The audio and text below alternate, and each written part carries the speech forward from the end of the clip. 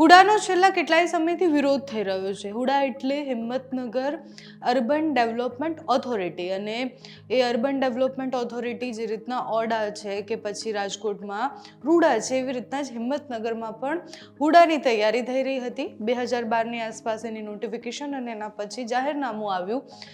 જેટલા પણ ગામડાઓ એમાં આવતા હતા હુડાની અંતર્ગત, એ બધા જ ગામના લોકોએ વિરોધ કર્યો.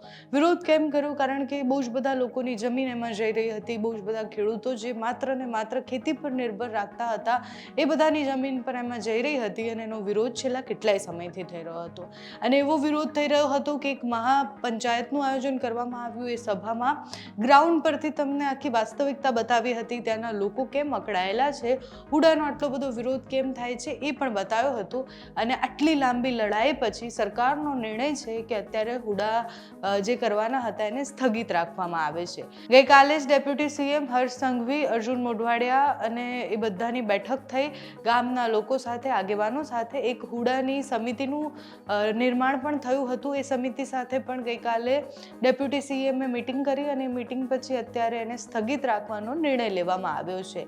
આ જીત ખૂબ મોટી છે, કારણ કે લાંબા સમયથી આ લડાઈ ચાલી રહી હતી. ખૂબ બધો વિરોધ થયો એટલે મહાસભાનું આયોજન કરવામાં આવ્યું. એના સિવાય બંધનું આયોજન, એટલે હિંમતનગર 2 દિવસ માટે બંધ હતું. એવી સ્થિતિ પણ થઈ હતી. જ્યારે રામનવમી હતી ત્યારે રાવણ દહન થયું, એમાં પણ હુડાનું દહન કરવામાં આવ્યું હતું. અને એવા તો બહુ જ બધા કાર્યક્રમો કર્યા.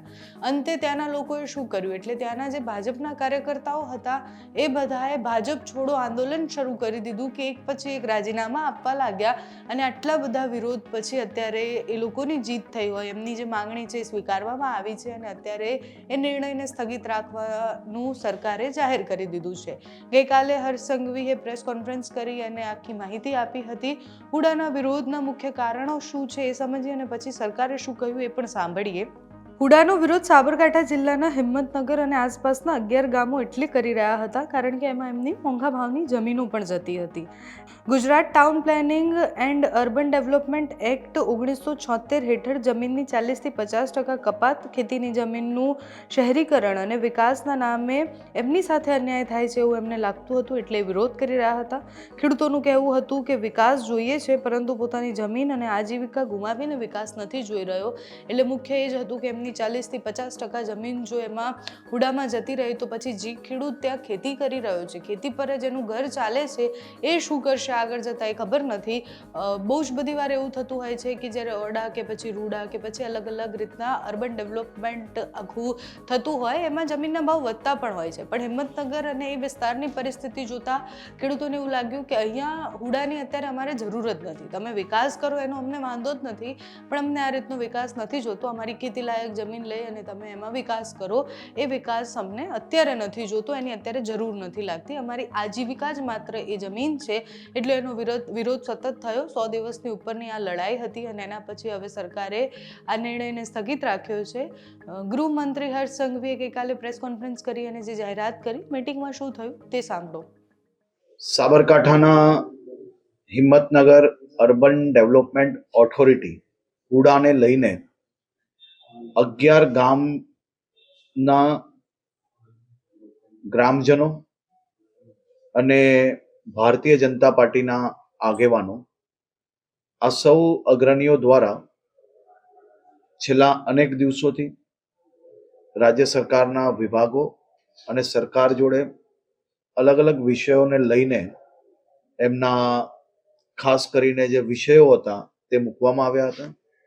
આજે સવારે માનનીય મુખ્યમંત્રી શ્રીની સૂચનાથી 4 મંત્રીશ્રીઓની કમિટી આદરણીય ઋષિકેશભાઈ પટેલ, અર્જુનભાઈ મોઢવાડિયા, પ્રદ્યુમનભાઈ વાજા, જીતુભાઈ વાઘાણી અને નરેશભાઈ પટેલ આજે કોઈ કારણોસર હાજર નહીં રહી શક્યા. આ તમામ મંત્રીશ્રીઓ સાથે મળીને અમારા સાબરકાંઠા જિલ્લા ભારતીય જનતા પાર્ટીના આગેવાનો, ચૂંટાયેલા પ્રતિનિધિઓ અને આ 11 ગામના આગેવાનો સાથે એક બેઠક રાખવાનો નિર્ણય લેવામાં આવ્યો હતો.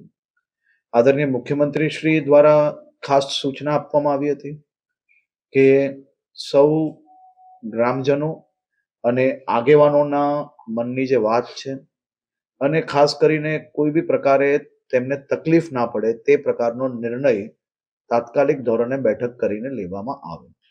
આજે હિંમતનગરના અને સાબરકાંઠાના સૌ આગેવાનો સાથે મળીને અમે ચારે ચાર મંત્રીશ્રીએ મુખ્યમંત્રીશ્રી જોડે વિચાર અને વિમર્શ કર્યા બાદ હુડાનો નિર્ણય હાલ પૂરતો સંપૂર્ણ રીતે સ્થગિત કરવામાં આવે છે.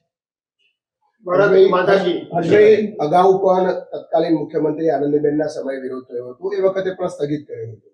અત્યારે ફરીથી સ્થગિત કર્યું, 2 વર્ષ પછી ફરીથી આવશે, ફરીથી વિરોધ આવશે, તો એમાં કઈ કાયમી નિરાકરણ? આ તમામ ગામના સૌ અગ્રણીઓ અને અમારા સૌ લોકોની ખૂબ ડિટેલ્ડ ચર્ચા આ બાબતની થઈ છે અને સૌ લોકોના હિતમાં જ જે નિર્ણય લેવાયો હતો તેની ખાસ કરીને એમને આવશ્યકતા નથી લાગતી, જેથી સરકાર દ્વારા નિર્ણયને સ્થગિત કરી લેવામાં આવ્યો છે.